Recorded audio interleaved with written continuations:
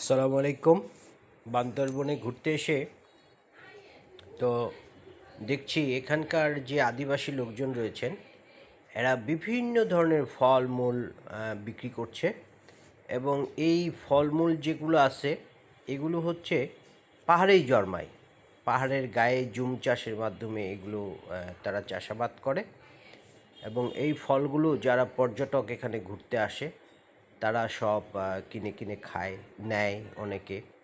তবে আমার কাছে যেটা মনে হলো দামগুলো মনে হয় একটু বেশি।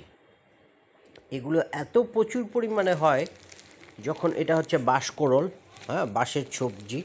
এটা হচ্ছে একটা বাঙ্গির মতো ফল, ওইরকম টেস্ট নাই, আমি খেয়েছিলাম।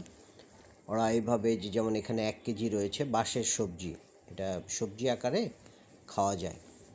হ্যাঁ, এই যে বাঁশ বাঁশ সবজি আর কি, বাঁশের। হ্যাঁ, তো এই দামগুলো আমার কাছে একটু বেশি মনে হলো। তার কারণ হলো আমি যখন যাচ্ছিলাম হেঁটে, মানে গাড়িতে যখন যাচ্ছিলাম পাহাড়ি এলাকায়, তখন দেখলাম প্রচুর ফলমূল ধরে আছে। এই যেমন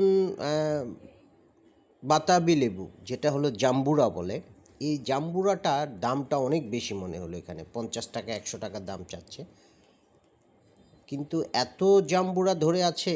আর এদের এখানে প্রচুর মিষ্টি কুমড়া হয়, প্রচুর এদের এখানে মিষ্টি কুমড়া জন্মায়। এবং এটা হচ্ছে টাইটানিক ভিউ পয়েন্ট।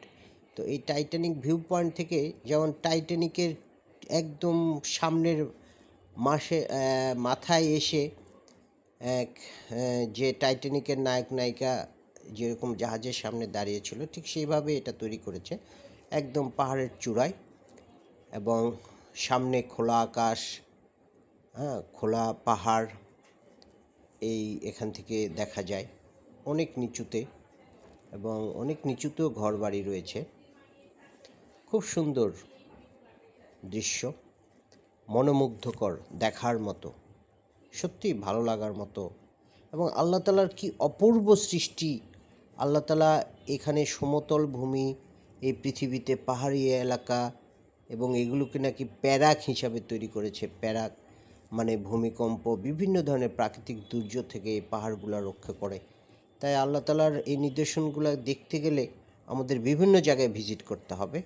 এবং পাহাড়ে গেলে এই পাহাড়ি ফলমূল খেয়েই আপনারা অনেক সময় কেটে দিতে, মানে চলে যাবে, অনেক সময় কেটে যাবে।